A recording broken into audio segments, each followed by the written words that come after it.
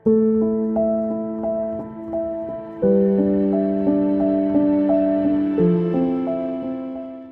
জননেতা মাওলানা আব্দুল হামিদ খান ভাসানীর ৪৯তম মৃত্যুবার্ষিকী আজ। ১৯৭৬ সালে এই দিনে তিনি ঢাকার পিজি হাসপাতালে ইন্তেকাল করেছেন। পরে টাঙ্গাইলের সন্তোষে তাকে দাফন করা হয়। ১৯৮০ সালের ১২ই ডিসেম্বর সিরাজগঞ্জের ধানগড়া গ্রামে মাওলানা ভাসানীর জন্ম।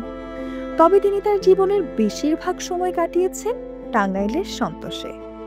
১৯১৯ সালে ব্রিটিশ বিরোধী অসহযোগ ও খিলাফত আন্দোলনে যোগদানের মধ্য দিয়ে তার রাজনৈতিক জীবনের সূচনা হয়। তার জীবনযাপন ছিল খুবই অনাড়ম্বর।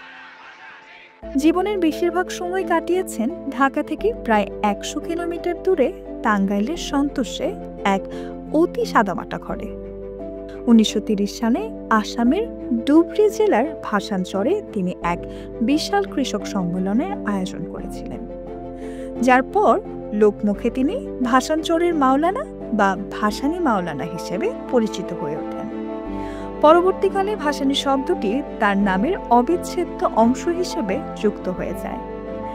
১৯৪৯ সালের ২৩শে জুন প্রতিষ্ঠিত পূর্ব পাকিস্তান আওয়ামী মুসলিম লীগের প্রতিষ্ঠাতা সভাপতি ছিলেন মাওলানা ভাসানী। তার জীবনের অন্যতম গুরুত্বপূর্ণ আরও একটি ঘটনা ছিল ১৯৭৬ সালের ১৬ই মে ফারাক্কাবাদ অভিমুখী লং মার্চ।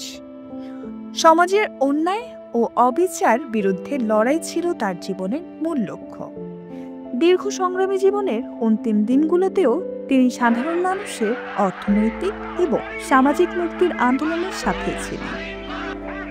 বাংলাদেশের মুক্তিযুদ্ধের সময় তিনি ছিলেন প্রবাসী সরকারের উপদেষ্টা।